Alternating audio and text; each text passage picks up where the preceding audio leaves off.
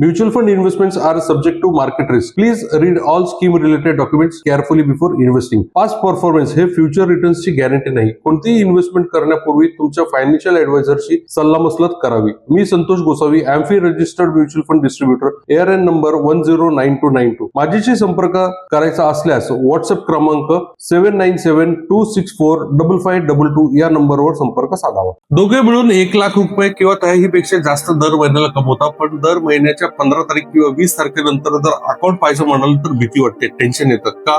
कारण अकाउंटमध्ये पैसेच राहत नाहीत.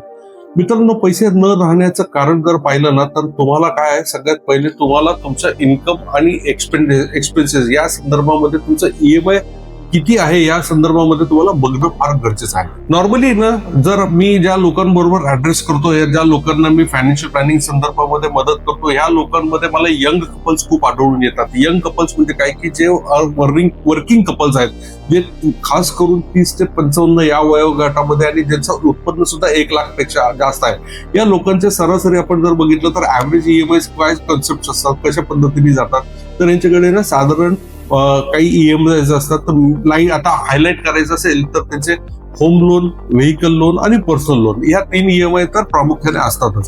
मग ह्या प्रामुख्याने आपण जर बघितलं तर आपल्याला आता हे बघायचं असेल की तुमचं इन्कम आणि EMI तो इन सिंक आहे का.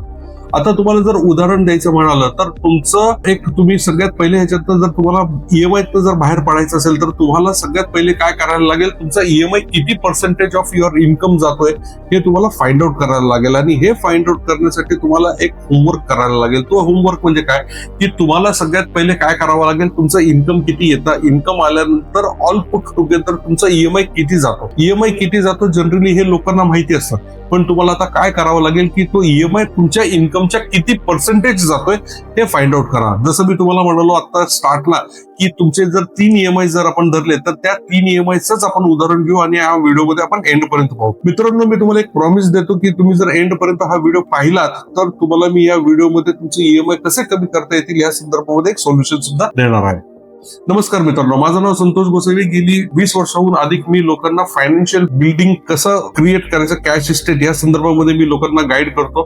मी आधी त्यांचे EMI लिकेजेस पाहतो, त्याच्यानंतर मग ते फाइंड आउट केल्यानंतर त्यांना मी ते EMI कसे कमी करून त्या सेव्हिंगचा स्कोप कसा वाढवता येईल या संदर्भामध्ये गाईड करून त्यांना मी कॅश इस्टेटची जर्नी पुढे स्टार्ट करून देतो. मित्रांनो, जसं आपण आता बोललो की तुम्हाला EMI चे पर्सेंटेज काढायचे आहेत, तर EMI चे पर्सेंटेज कसं काढणार आपण, तर EMI मध्ये सगळ्यात पहिले तुम्हाला काय पाहायचं आहे की तुमचं होम लोन आहे, व्हेकल लोन आहे आणि पर्सनल लोन आहे. आता होम लोनचा EMI जर मी पाहिला तर होम लोनचा EMI तो आहे तो साधारण 28%. आपण आता एक फक्त उदाहरण धरत आहोत की आपण एक धरतो आहे की एक कपल मिळून त्यांचं इन्कम 1 लाख रुपये येते आणि 1 लाखातनं हा त्यांचा एक्सपेन्सेस आहे.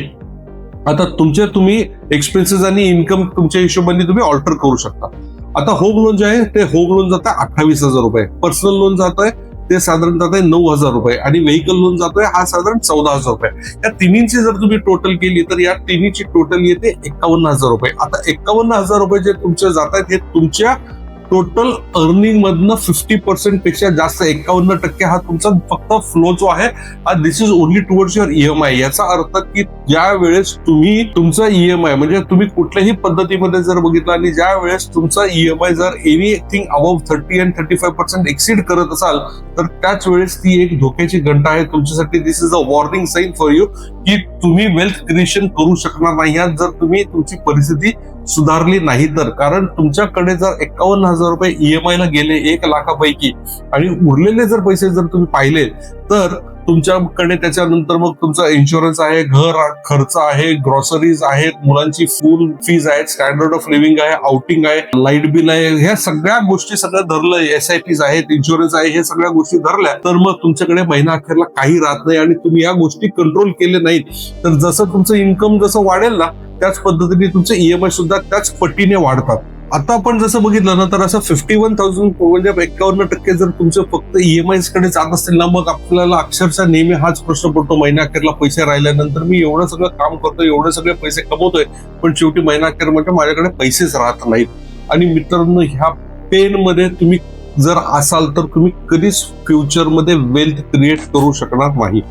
तर मित्रांनो, आता तुम्हाला काय पाहिजे की तुमचे जे EMIs आहेत हे EMIs कुठल्या पद्धतीने तुम्ही घेतलेले आहेत आणि कारण काय आहेत, हे EMIs जे आहेत त्याला क्लासिफिकेशन कसं करता येईल. आता जर आपण जसं बघितलं की तुमचं जे व्हेकल लोन आहे, होम लोन आहे आणि पर्सनल लोन आहे, याचं क्लासिफिकेशन जर करायचं तर तुमचं होम लोन जे आहे हे कसं आहे, तुमचं होम लोन हे लॉंग टर्म ऍसेट क्रिएशन साठी वेल्थ आहे, तर याला आपण कन्सिडर करतो it is a good loan. त्याच्यानंतर मग तुमचा जो एक नेक्स्ट ईएमआय आहे तो आहे व्हेकल लोन आहे. व्हेकल लोनचा जो ईएमआय आहे तो डेप्रिशिएटिंग लोन आहे.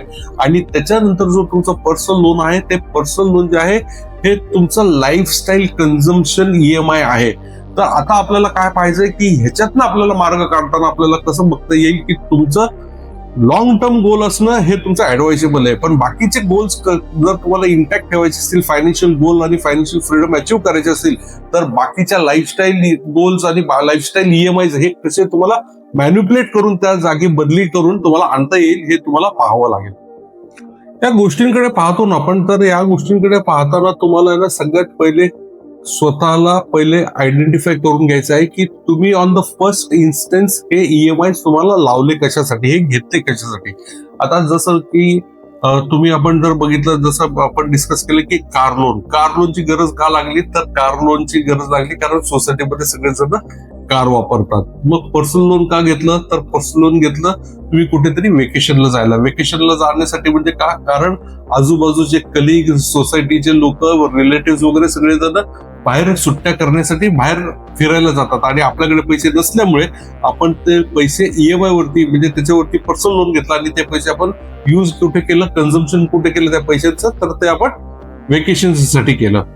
मित्रांनो, ह्या सगळ्या गोष्टींमध्ये तुम्ही जे ईएमआय घेतलेले आहेत हे ईएमआयने तुम्ही फक्त तुमचे इगो सॅटिस्फाय करण्यासाठी ईएमआय घेतलेले आहेत आणि दिस इज हार्ड हिटिंग यू. त्याच्यामुळेच आज तुम्ही वेल्थ क्रिएशन कडे डिफिकल्टी फेस करत आहात. आता या सगळ्या गोष्टींमध्ये तुम्हाला काय करायला लागेल, तुम्हाला ना खरंच काही गोष्टी कटाक्षाने पाळायला लागतील. या गोष्टींमध्ये तुम्हाला काय हवंय की सगळ्यात पहिले तुमचं एक असेसमेंट करून घ्यावं लागेल, इन्कम ऑडिट असेसमेंट. त्याच्यामध्ये तुम्हाला खरंच लिकेजेस फाइंड आउट करायला लागतील की तुम्ही ज्यावेळेस लोन घेतलं तो रेट ऑफ इंटरेस्ट काय होता, आता प्रिव्हेलिंग रेट ऑफ इंटरेस्ट काय आहे, आता म्हणजे प्रिव्हेलिंग काय होता, आता एक्झिस्टिंग काय आहे.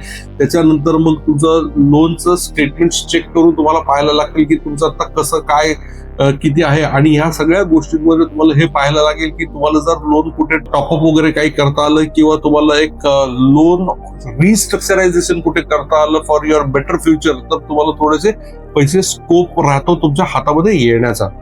मित्रांनो, तुम्हाला जर आमच्याकडनं प्लॅनिंग करून घ्यायचं असेल तर युट्यूबमध्ये मी जसं सांगितलं तुम्हाला मी स्पेसिफिक ऍडवाइस देऊ शकत नाही, तुम्हाला मी ही जनरिक ऍडवाइस दिली.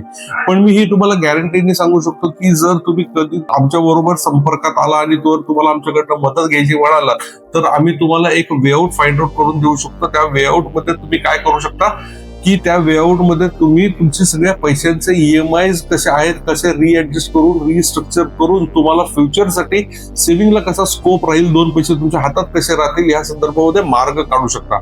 या संदर्भामध्ये जसं मी म्हणालो तसं आमचं एक पेड ऑडिट आहे. त्या पेड ऑडिटचा ऑर्डिनरी चार्जेस आम्ही 2999 चार्ज करतो. त्याच्यामध्ये आम्ही पूर्ण तुमचे ईएमआय, एक्सपेन्सेस, इन्कम सगळं ऑडिट केलं जातं, तुमचे इन्व्हेस्टमेंट ऑडिट केले जातात. पण फक्त माझ्या युट्यूबच्या कम्युनिटी मेंबर्ससाठी आणि ते सुद्धा खूप लिमिटेड काही स्लॉट्स अवेलेबल आहेत त्यांच्यासाठी आपण फक्त 999 मध्ये आपण ही पेड सर्व्हिस देतो. तर मित्रांनो, जसं मी तुम्हाला म्हणालो ना की तुम्हाला काय हवंय, तुम्हाला एक फ्रेमवर्क हवा आहे. तो फ्रेमवर्क जर तुम्हाला थर्ड पर्सनच्या व्ह्यूनी, कारण जर तुम्हाला माहिती असलं तुम्ही कुठे चुकत आहात तर तुम्ही पहिल्या स्टेजला ती चूकच केली नसते.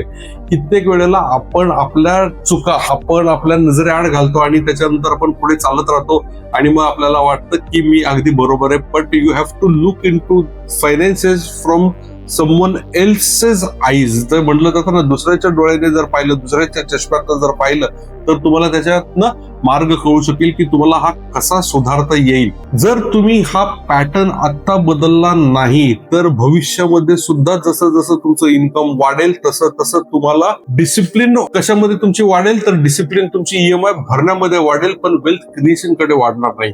तर ही एक तुमच्यासाठी धोक्याची घंटा आहे, हे आवर्जून समजून घ्या. आणि अशाच संदर्भामध्ये अजून काही व्हिडिओज पाहिजे असतील तर या व्हिडिओला लाईक करा, शेअर करा, सबस्क्राईब करा. Mutual fund investments are subject to market risk. Please read all scheme related documents carefully before investing. Past performance हे फ्युचर रिटर्न्सची गॅरंटी नाही. कोणतीही इन्व्हेस्टमेंट करण्यापूर्वी तुमच्या फायनान्शियल ऍडवायझरशी सल्लामसलत करावी. मी Santosh Gosavi, AMFI registered mutual fund distributor, ARN number 109292. माझ्याशी संपर्क करायचा असल्यास व्हॉट्सअप क्रमांक 7972645522 या नंबरवर संपर्क साधावा.